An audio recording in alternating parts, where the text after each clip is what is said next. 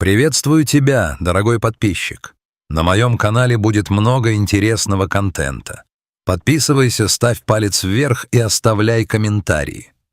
Солнце в зените превратило воздух над долиной Серенгети в густое дрожащее марево. В это время дня даже кузнечики замолкают, прячась в корнях выжженной травы, а хищники уходят в глубокую тень. Но у подножия древнего Баобаба, чей ствол напоминал морщинистую ногу великана, разыгрывалась драма, не подчиняющаяся распорядку жары. Марк, ведущий ветеринар группы быстрого реагирования Pride Space, до боли в суставах сжимал бинокль. Его лицо, покрытое слоем рыжей пыли и соли, застыло. В объективе он видел то, что заставило его сердце биться в унисон с тревожным ритмом саванны. «Вижу их». Голос Марка в гарнитуре был едва слышным шепотом. «Сектор 4Б. Аша в критическом состоянии. Она лежит на левом боку, дыхание поверхностное, частое. А рядом Кито настроен на войну». В 10 метрах от раненой львицы замер огромный самец. Кито был легендой этих мест. Его грива, необычайно темная, почти угольно-черная у основания, делала его похожим на грозовое облако. Сейчас этот лев не просто находился рядом, он выстроил живой барьер. Его хвост нервно, рваными движениями хлестал по бокам, а глаза, полные янтарного огня, сканировали каждый куст, каждое подозрительное колыхание воздуха. Для него люди в джипе не были врачами, они были стервятниками, пришедшими за его парой. «Команда, слушай меня!» Марк обернулся к коллегам. «Это не просто эвакуация, это дипломатия на грани фола. Кито не даст нам подойти, если почувствует хоть каплю агрессии или страха. Питер, готовь транквилизаторы, но это самый крайний случай. Аша слишком слаба, ее сердце может не выдержать, если мы усыпим Кито на ее глазах. Сара, на тебе контроль периметра. Работаем по протоколу «Тишина». Движение началось. Это не было похоже на человеческую походку. Спасатели двигались плавно, словно тени, перемещающиеся вместе с ходом солнца. Они вышли из машины и начали обход по широкой, пологой дуге. Каждый шаг выверялся. Сначала носок, потом пятка, чтобы ни одна сухая ветка не хрустнула под ботинком. «Он смотрит прямо на нас», — прошептала Сара, сжимая в руках шумовой пистолет, заряженный холостыми. «Марк, он сокращает дистанцию». Кито издал низкий, вибрирующий рык. Это был не крик, а инфразвук, который чувствовался костями. Земля под ногами спасателей, казалось, мелко задрожала. Марк поднял открытую ладонь. Древний жест мира, понятный всем существам. Он замер, заставив всю команду превратиться в неподвижные статуи. Минута тянулась, как час. Пот заливал глаза, но никто не смел моргнуть. Лев, почувствовав, что чужаки не наступают и не проявляют прямой угрозы, медленно опустил голову, но его плечи оставались напряженными, как взведенные пружины.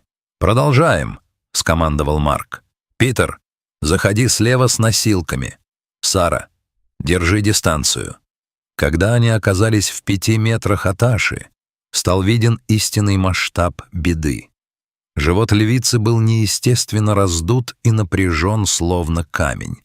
Она пыталась поднять голову, но та бессильно падала в пыль. Ее бока ходили ходуном, а язык посинел от недостатка кислорода.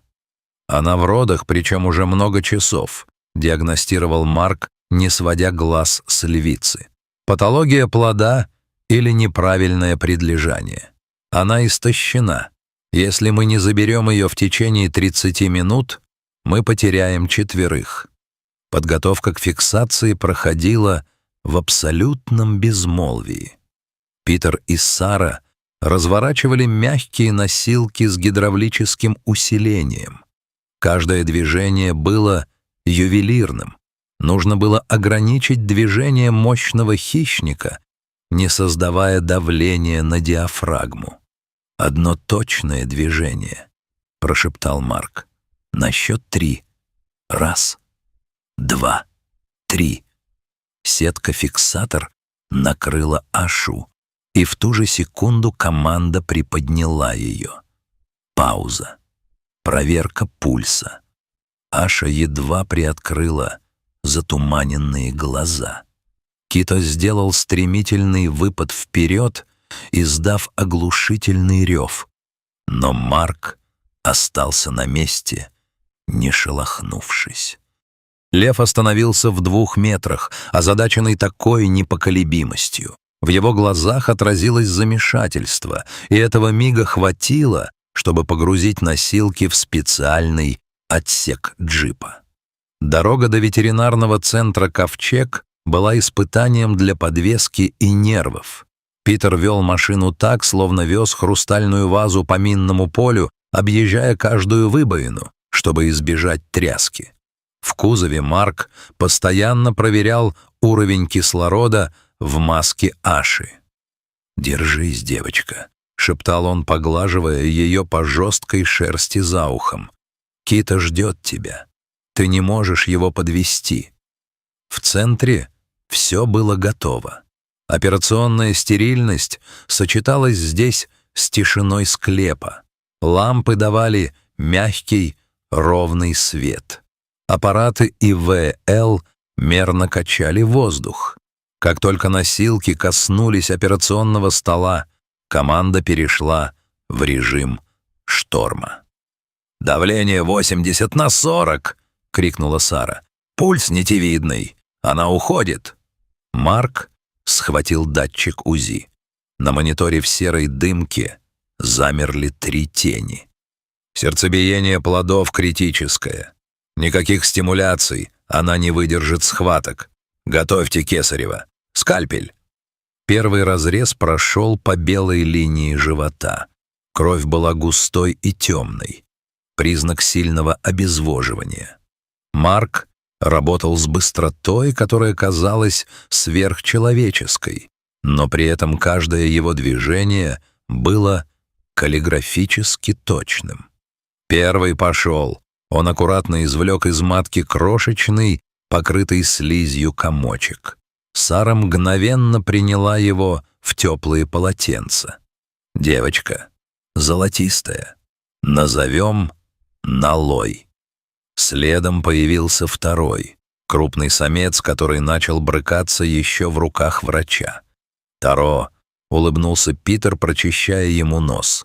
Но третий детеныш, самая маленькая самочка, оказалась бездыханной. Ее тельце было пугающе мягким. «Зури», — прошептала Сара, — «она не дышит».